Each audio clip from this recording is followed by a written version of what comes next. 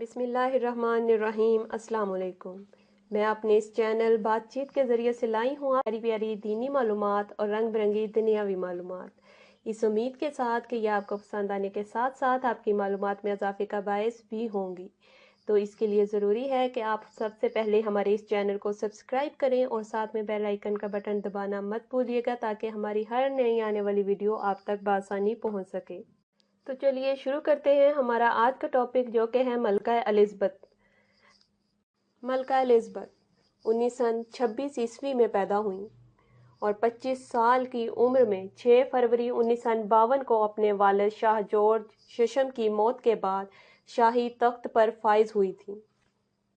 برطانیہ کی ملکہ الزبتھ دوم جمعرات کے روز 96 برس کی عمر میں اسکاٹ لینڈ میں انتقال کر گئیں۔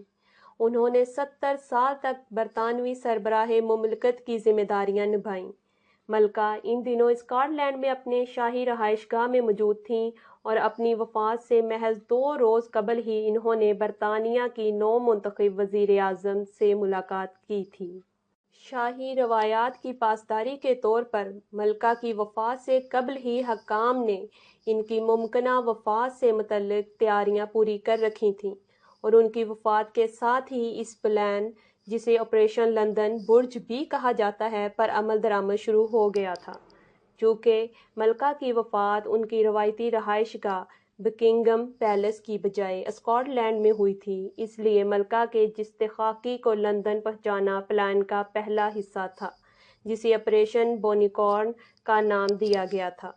قومی سوگ کے آخری مرحلے میں ملکہ الزبتھ دوم کو مملکت کی جانب سے باقاعدہ طور پر خراج تحسین پیش کرنے کے لیے تقریبات کا انعقاد ہوگا۔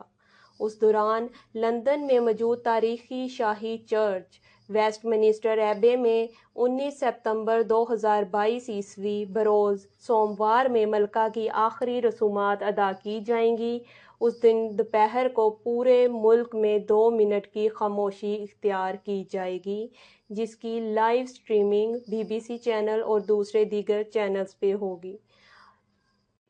آخری رسومات کے بعد تدفین کے لیے ملکہ کا جستخاکی ونڈسر کیسل لے جایا جائے گا، جہاں انہیں محل کے کنگ جارج ششم میموریل چیپل میں دفن کیا جائے گا۔ اس کے ساتھ ہی برطانیہ کے تخت اور برطانوی عوام کے دلوں پر طویل عرصے تک حکمرانی کرنے والی ملکہ الزبتھ دوم منو مٹی تلے سو جائیں گی، لیکن ان کی یاد ہمیشہ برطانوی عوام کے ذہنوں میں زندہ رہے گی۔